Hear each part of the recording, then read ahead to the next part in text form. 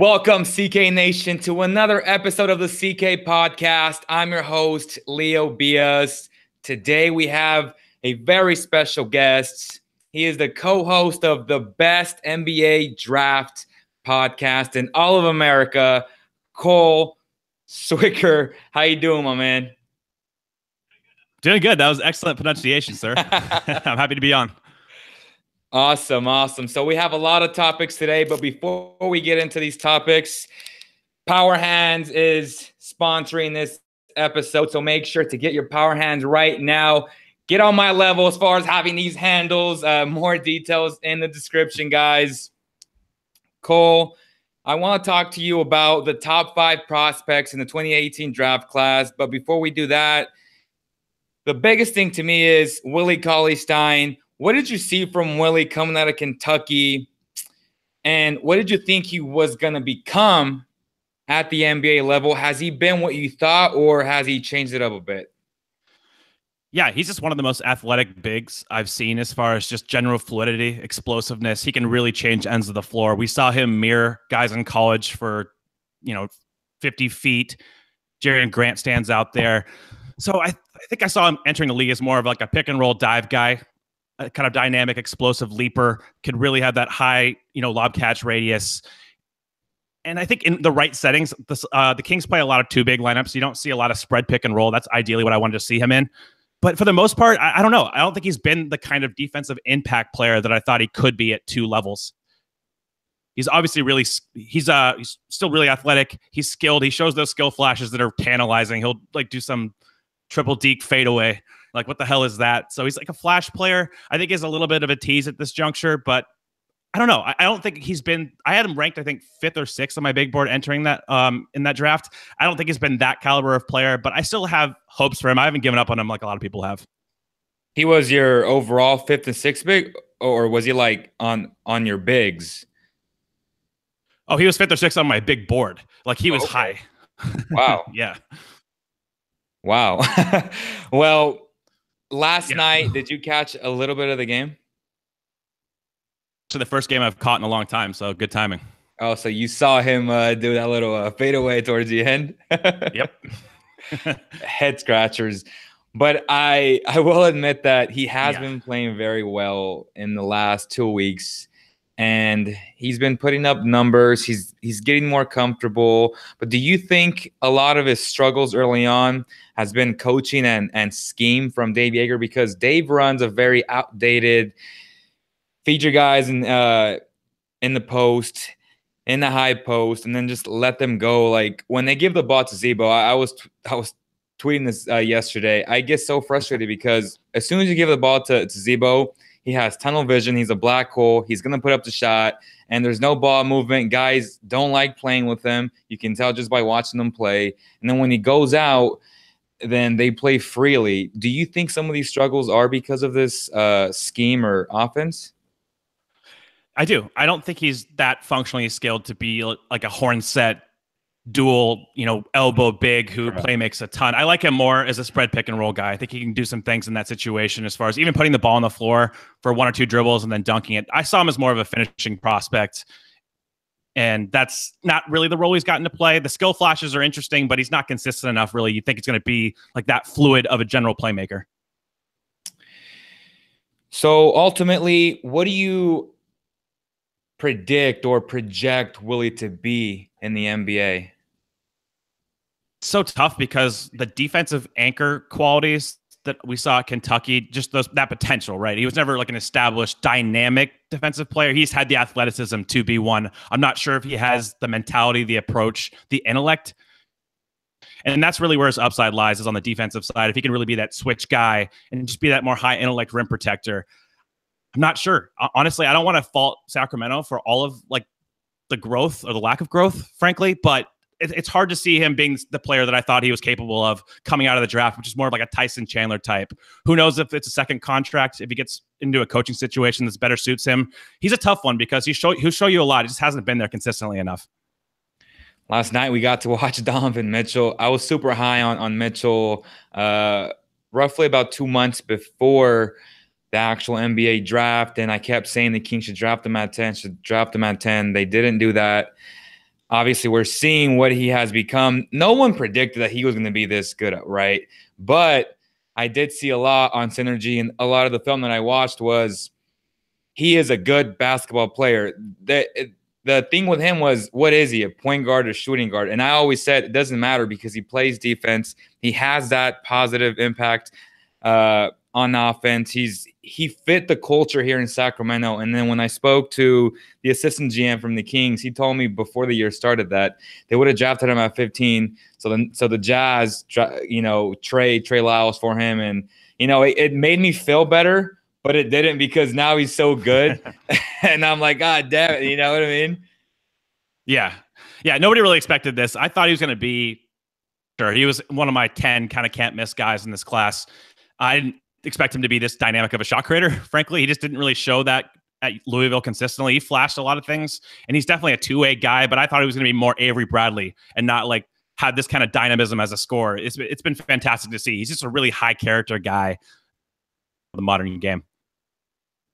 So ultimately, are you convinced that he will be a superstar type player in the NBA? I'm not sure about superstar yet. I know a lot of people are throwing out the Wade comparisons. I'm not there yet as far as his finishing isn't as good as Wade's was. Wade was just a special kind of athlete, fluidity-wise, explosiveness. I think it's there. I think that's in his realm of outcomes. He can be a superstar type. I'm not to the point where I'm predicting that necessarily, but I did say last night that I do think he's the best player from this class based on the sample that we have thus far. So De'Aaron Fox, what have you seen from him? Has he been as good as advertised in your opinion, or has he been a little bit under the radar? He's pretty much what I expected. When I watched him earlier in the year, he was struggling to make reads and like pick and roll. He wasn't seeing the floor like I would have liked, but he was really good at that last night. He's looked better and more comfortable as the season's progressed, so that's good to see. He just doesn't have the threat of a shot, so that's going to be tough for him. He's an outstanding athlete. You can see when he gets out in transition, one of the fastest players in the league already. It's even off one, but if guys don't respect a shot, there's just only so much he can do at his frame. He's not like John Wall, 200 pounds, where he's going to like go bowling into guys. He's aggressive and he's fearless, but he ricochets off a lot of guys because of his frame. I like him. I think that he has, I was more skeptical on him of the draft community. There are guys that I'm top 3. I had him more towards like the back half of the lottery, but I think there's upside there. We'll see how the shot progresses. It doesn't look broken. I always thought he profiled pretty well towards the mid-range area. We'll see how he shoots from 3. He's looked more confident. So he's gotten that 3-point attempt right up, which you want to see. Bogdanovic, he's 25 years old. He's a rookie. Donovan Mitchell actually told my photo editor at the half that he had no idea that Bogdan was a rookie because of how he played. Are you surprised that he's been able to really transition well into the NBA? He's someone I didn't see a lot of before I entered the drafts, and I started watching some film on him. The first time I watched the Kings this year, he popped immediately. Like, this is their best wing right here. Play him more. He knows how to play. He knows how to move off the ball. He's their best player. He's a shooting. Yeah, I think that's absolutely fair to say. He's the guy that jumped off the page immediately, the screen immediately for me. I was like, that guy has to play more. Like, he's their guy on the wing.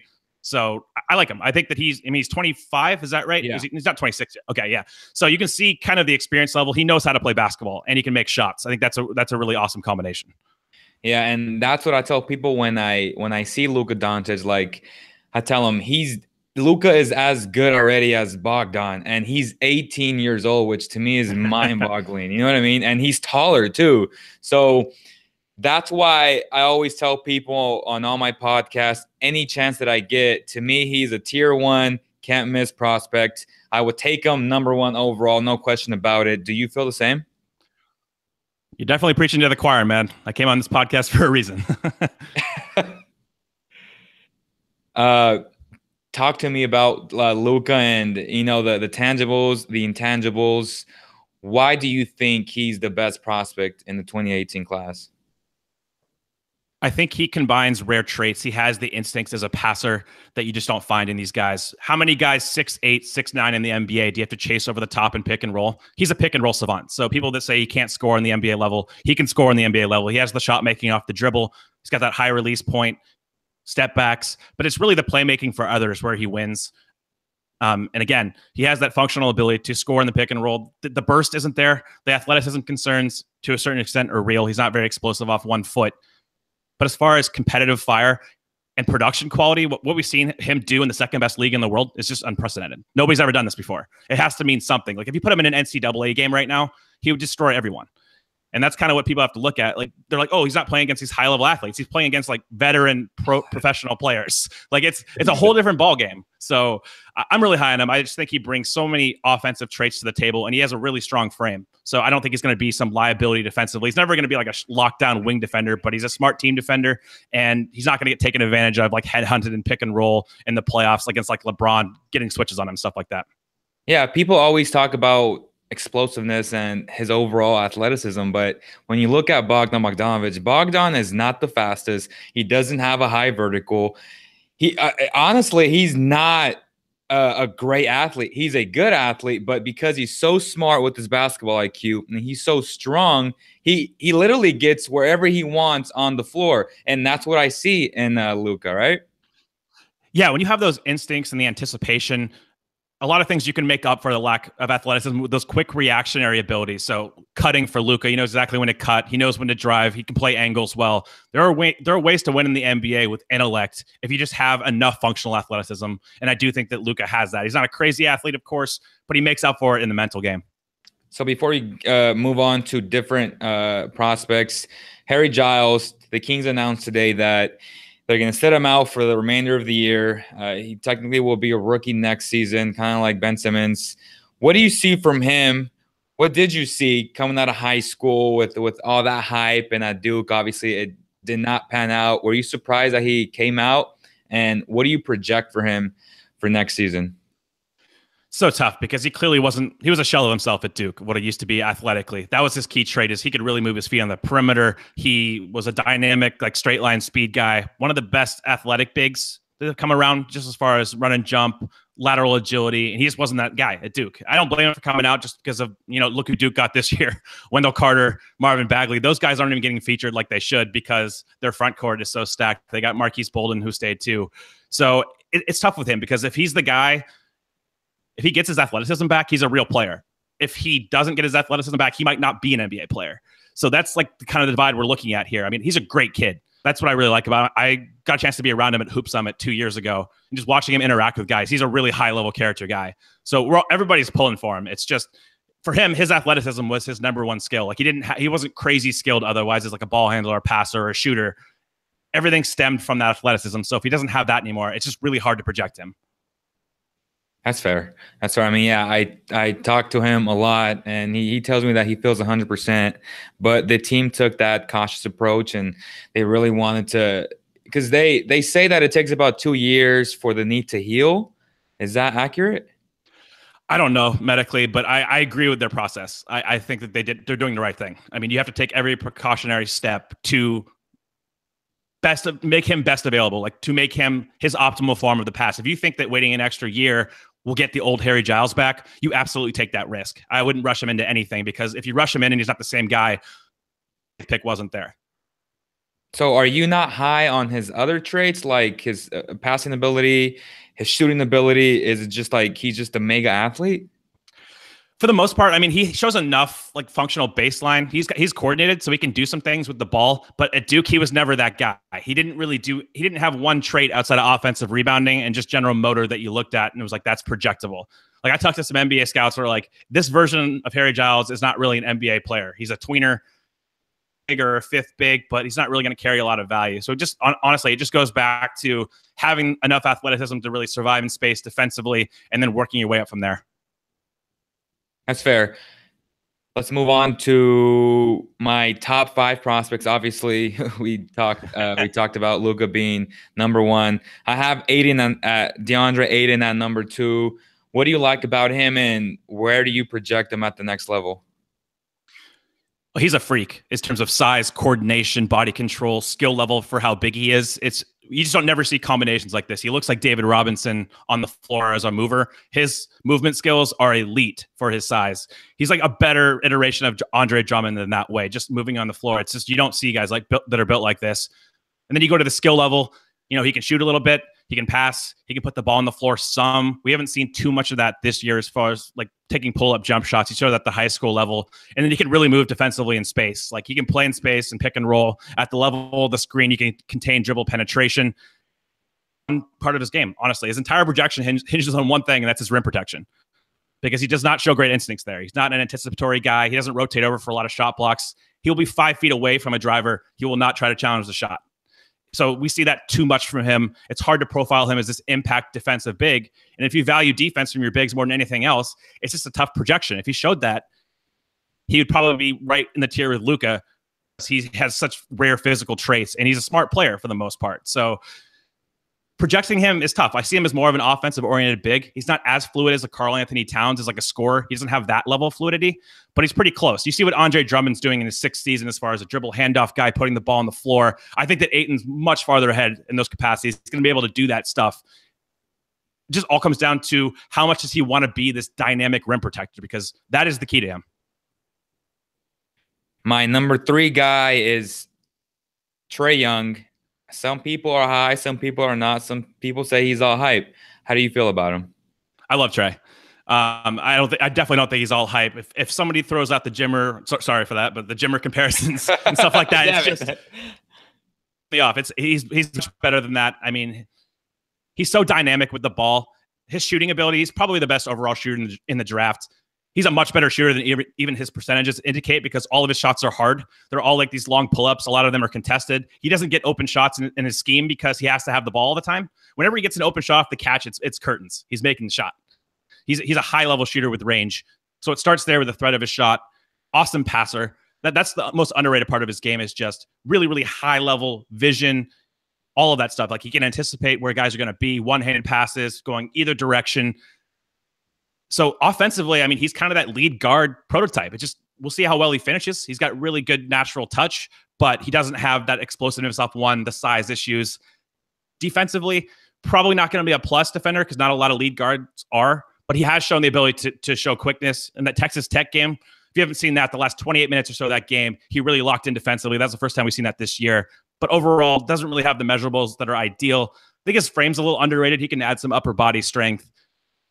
But if you want like a primary creator guy, I think there are 2 guys in this draft that are like surefire, like real dudes, real commodities, and that's Luka and it's Trae Young.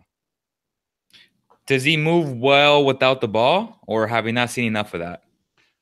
Yeah, he does. We only see flashes again because he rarely does, but he can come off a screen and set quickly, and like Steph-like. That's what honestly was the first thing that drew me in about him, was his movement off the ball when he got a chance to. Like, he can relocate to the corner, quickly rise. He can run off screens. You're going to see a lot more of his shooting gravity at the next level, which is not really being leveraged right now just because they don't have the personnel to play make outside of him.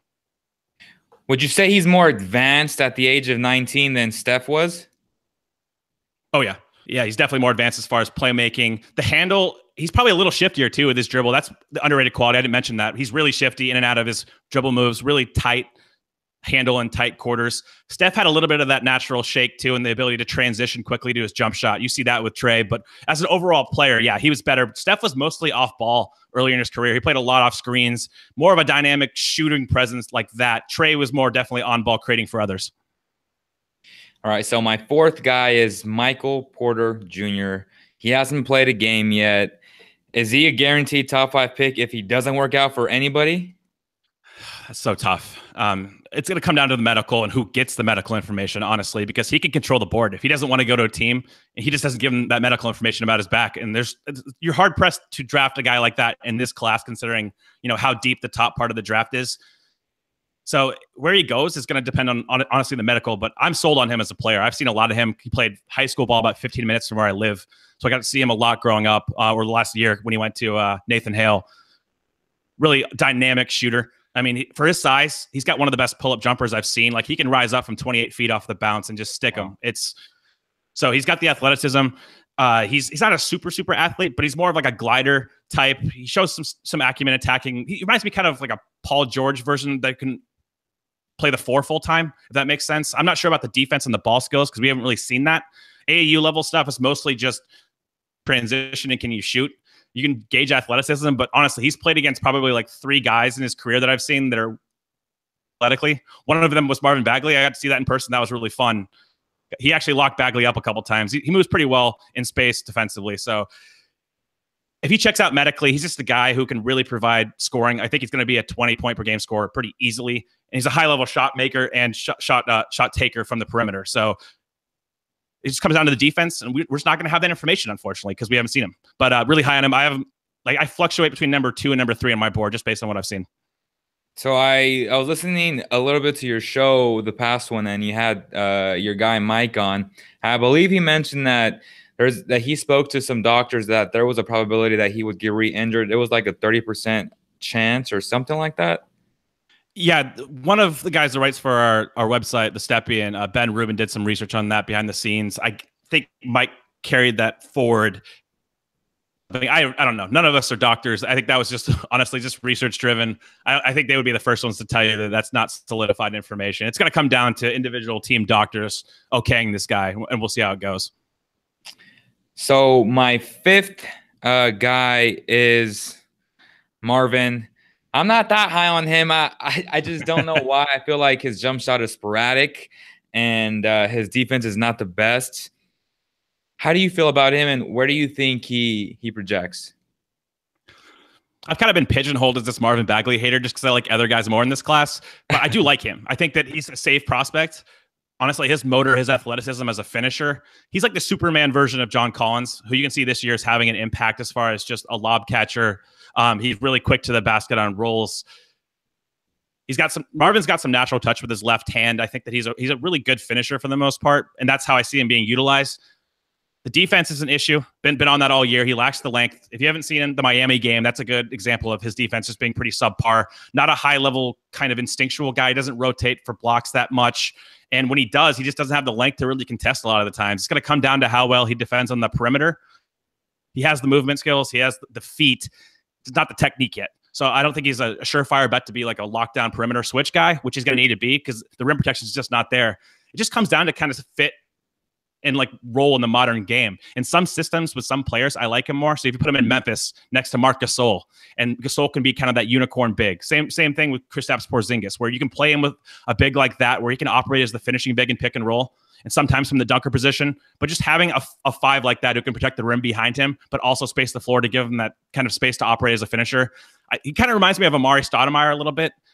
Not the powerful frame, but just kind of stylistically. I think you have to get creative using him. You can't just play him at the 4. He doesn't have the handle to really create like a Blake Griffin. He gets that comparison a lot. I don't see the natural fluidity he had. But I do like him. I have him as my 7th guy right now. So I'm a little lower than consensus, but he's a safe guy. I just don't see the same kind of ceiling that I see with some of the other guys. That's interesting. And I agree with you, if anything. I have a guy, or there's a guy that you've been talking about in Jaren Jackson, who projects to be a solid prospect at the next level. Why is he the best player on Michigan State and not Miles Bridges? I just think he projects to offer more NBA value. In my opinion, he's the best defensive player in the class. Wow. Overall. Him and Mikal Bridges, but big man defense is usually a little bit more valuable than wing defense. Those are like the 2 superstar role player types that I see. His instincts are through the roof. He's so good recognizing actions and like rotating over for blocks. He jumps off the screen, especially defensively, but also on the offensive end. So I'm a really big fan of his rim protection. I think that he gets some Miles Turner comps. I think he's a little bit more fluid. I would have him, honestly, if we're projecting role, I would have him as like Miami version of Chris Bosh, where it's more of a spot-up guy. Not that he doesn't really have the mid-post fluidity to like turn around and face-up jumper you, but he does have that ability to attack closeouts a little bit too. So I just see him as a guy who really profiles well to winning basketball. He's the guy I trust the most of all the bigs to translate into like a productive NBA player. I think that he fills the best role. I think some of the other guys have higher upside. Like Bamba probably has more upside as a rim protector just because he's long as all hell and he's mobile too. So like he can legitimately be Gobert and shoots a 3. Like that's within his range of outcomes. It's probably not likely, of course, but you kind of have to consider that with raking guys. But if you want just a really safe kind of 3-and-D guy who can attack closeouts and is just a really high level defensive player, I think that he's your guy. Is there a prospect that you think might be under the radar a lot like Donovan Mitchell was in this class? That's interesting. I don't know if one really sticks out to that level. Most of the guys have some pub. This is a pretty easy top of the draft to solve just because there's such established talents. But maybe like a Wendell Carter, I don't think he's going to have the same kind of impact, but he's someone who's kind of been brushed aside because of Bagley, and he's not being utilized the way he should. when he actually gets a chance to shoot, I think he hit 6 threes against Evansville. He's really smart. You just haven't gotten a chance to see that, like pick and pop face up ability, just because of the system he plays in. He posts up a lot, and that's just not who he's going to be at the NBA. He has some Derek Favors, like Al Horford, David West to him. So I think that he can be a really functional starting caliber player. You see a lot of sites have dropped him to like the late teens, the 20s or something like that. He's better than that to me. He's more of like the 10th or 11th best guy in this class. Right now, if the season ended for you, who would be your MVP? Jeez, that's out of left field. God, I usually disparage the MVP award. I kind of have to give it. I just have to give it to LeBron one last time, just for putting up most historic numbers of his career, like this far into his career, for how many miles he's put on his legs, playing extra seasons in the playoffs. It's unreal. I know the defense hasn't been there consistently, of course. He's taken plays off, but I think he deserves that. I mean, look at the ensemble of players he's played with for the most part. But I mean, you could give it to a plethora of different guys. I think it's fair to, like, you could consider Giannis types. I know he was more of an MVP guy in the beginning of the season. They haven't played super well of late. Say what you want about Jason Kidd. But Warriors guys maybe cancel themselves out a little bit. Kawhi's been injured. So LeBron just stands out to me the most. And of course, the James Harden, Chris Paul effect of cancel each other out a little bit as well. But Harden's been awesome. He's probably my second guy in that list.